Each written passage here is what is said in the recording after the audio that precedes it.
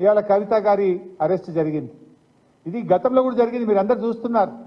మా మంత్రులు గంగుల కమలాకర్ కానీ ఇతర మంత్రులు, మా పార్లమెంట్ సభ్యులు, మా శాసనసభ్యుల మీద కూడా ఇలాంటి ప్రయత్నాలు జరిగినాయి. అటు ఈడీ కేసులు, ఇటు రాష్ట్ర ప్రభుత్వ అక్రమ కేసులు, ఇలా అనేక రకాల మా పార్టీ నాయకుల మీద కూడా కుట్ర జరిగింది. ఒకవైపు మా ఎమ్మెల్యేలను కొనుగోలు చేసే ప్రయత్నం కూడా ఇదే బీజేపీ నాయకులు చేసిన విషయం కూడా మనందరికీ తెలుసు.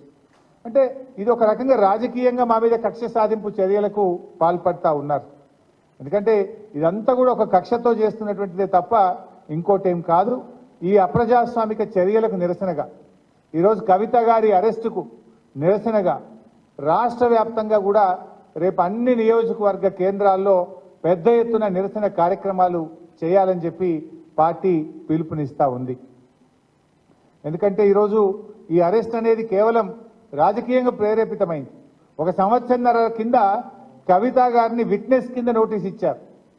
ఏడాదిని అర్థం తర్వాత ఇవాళ అక్యూజ్డ్ కింద మేము అరెస్ట్ చేస్తున్నామంటారు. అంటే ఏడాదిని అర్థం ఏం చేసిండ్రు మరి మీరు? ఈ 1.5 years నుంచి ఏం చేసిండ్రు?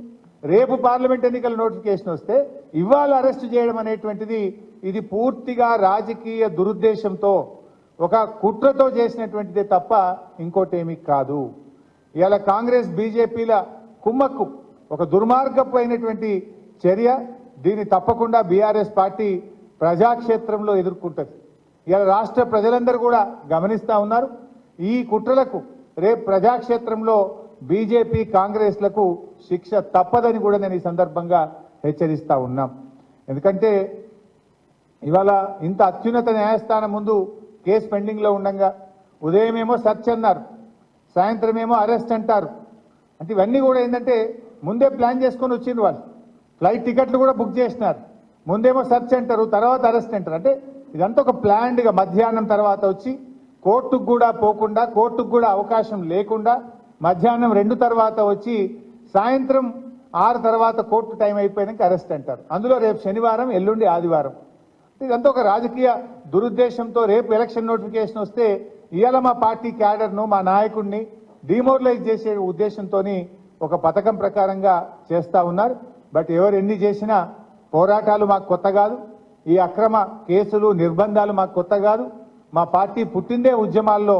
తప్పకుండా ఉద్యమిస్తాం, ప్రజాక్షేత్రంలో ఉద్యమిస్తాం, ఈ అక్రమ అరెస్టులకు నిరసనగా ఉద్యమిస్తాం. అదేవిధంగా న్యాయపరంగా కూడా తప్పకుండా పోరాడతాం. న్యాయ వ్యవస్థ మీద మాకు సంపూర్ణమైన విశ్వాసం కూడా ఉంది.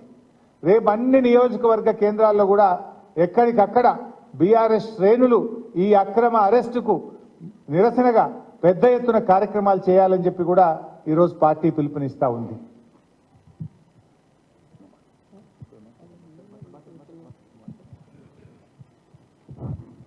మిత్రులకు నమస్కారం. కవిత గారి అరెస్ట్ను